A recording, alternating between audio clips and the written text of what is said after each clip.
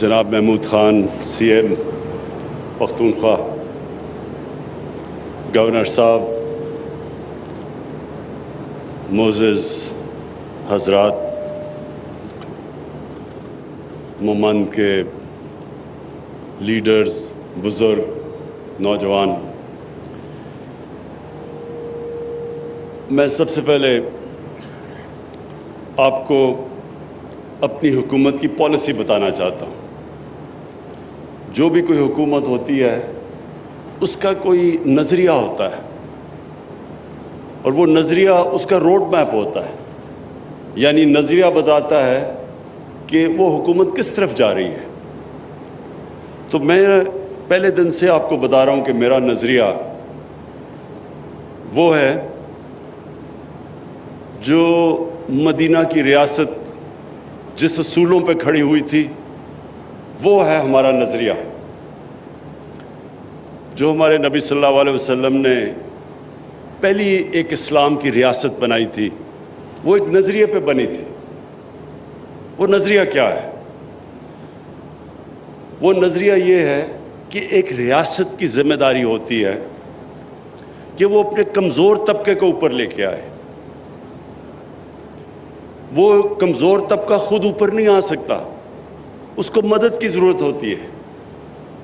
اور ریاست کی سب سے زیادہ ذمہ داری ہوتی ہے کہ اپنے کمزور لوگوں کو، جس طرح دنیا کی تاریخ کی پہلی فلاحی ریاست بنائی گئی مدینہ میں، کبھی دنیا میں کوئی سوچ نہیں تھی فلاحی ریاست کی۔ مدینہ کی ریاست میں انہوں نے ذمہ داری لی بیووں، یتیموں، معذوروں، بوڑھوں کو، غریبوں کو۔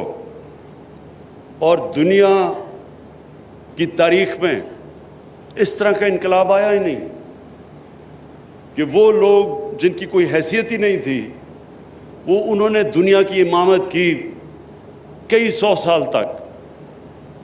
تو یہ ہمارا ملک بھی، جو ہمارے علامہ اقبال اور قائد اعظم کی سوچ تھی، وہی تھی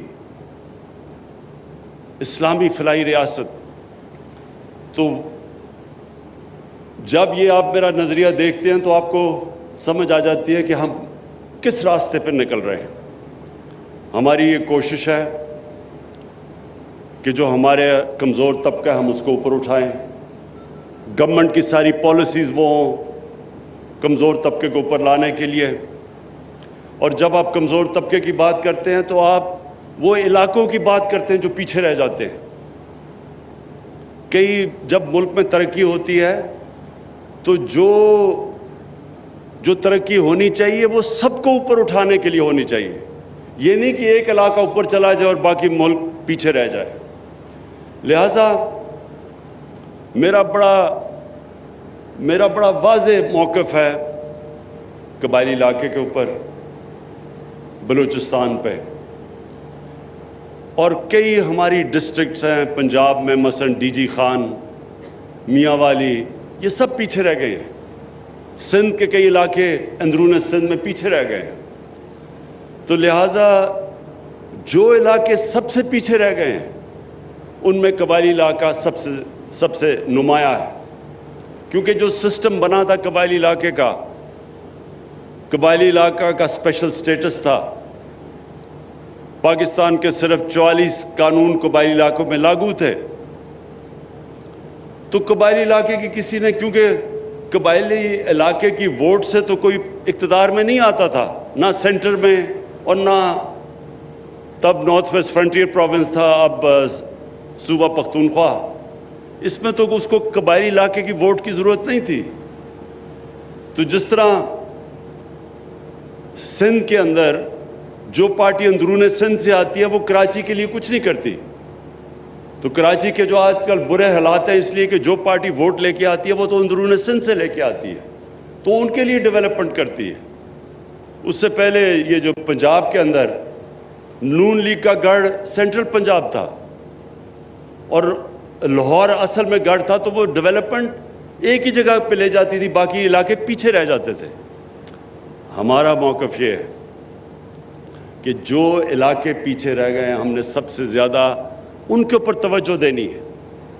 اور میں جب آپ کو یہ کہتا ہوں کہ انشاءاللہ محمود خان بات ٹھیک کہتے ہیں کہ جب انشاءاللہ ہم بات کرتے ہیں قبائلی علاقے کی, ہماری پوری کوشش ہے کہ ہم زیادہ سے زیادہ فنڈز قبائلی علاقے کے اوپر خرچ کریں.